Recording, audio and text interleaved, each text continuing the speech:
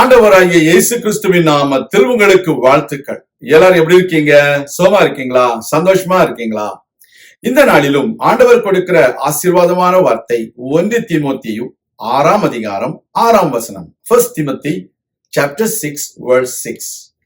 போதும் என்கிற மனதுடனே கூடிய தேவ பக்தியே மிகுந்த ஆதாயம். அருமையான தேவனுடைய பிள்ளைகளே, உங்கள் வாழ்க்கையில எது ஆதாயம் என்று கேட்டால் போதும் என்கிறதான மனது நமக்கு வேண்டும். அப்படிப்பட்டதான ஒரு தேவ பக்தி இருக்கும் என்றால் அதுதான் பெரிய ஒரு ஆதாயம் என்று சொல்லப்படுகிறது. The word of God says that the greatest wealth you can have is the godliness with contentment. There are people, they show themselves as they are very godly, but they don't have any kind of contentment in their life. They are so greedy. They want everything which are going around them. They want all the wealth. They want all the money. They want all the position. They want everything that other people have. But if you are a godly person, you should have the contentment in your mind. That is the wealth you can have in your life. இந்த உலகத்துல போதும் என்கிறதான மனது இருக்கும் என்றால் நாம் கர்த்தர் பேரில் நம்பிக்கை உள்ளவர்களாக மாறிவிடுகிறோம்.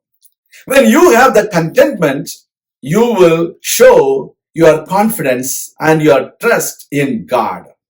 Because God is the one who supplies everything to you. You don't need to look for somebody's wealth, but you need to be content in your life with what God has given unto you.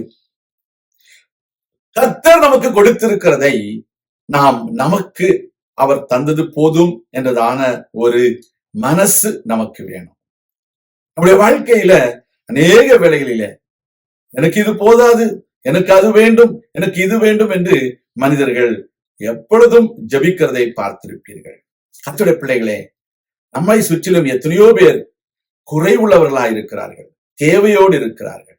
அவர்களுக்காக நாம் என்ன செய்ய முடியுமோ அதை செய்ய வேண்டும். There are people, those who are around us, they are very poor in health, they are very poor in finance. When you help them out of your sufficiency, then God will bless you. God will give you more by seeing your generosity in your life. When you are generous, you will always say, whatever I have is enough. I am going to give to the poor people, those who are around me. I am going to give unto the needy people, those who are around me. That is the godliness that God expects from every one of us.